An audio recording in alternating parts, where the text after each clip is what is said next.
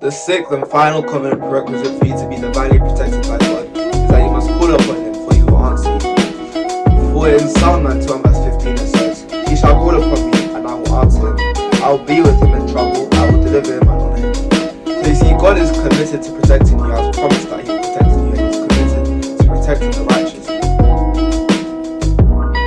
And in Isaiah chapter 8 verse 10 it says, "Take counsel together, and it shall come to naught.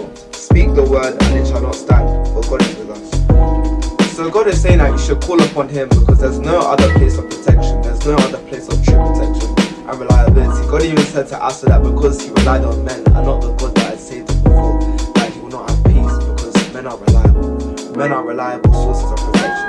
There's only protection in God, so call upon God, for He has promised that He will answer you when you call upon His name. So call upon the Lord, because God is committed to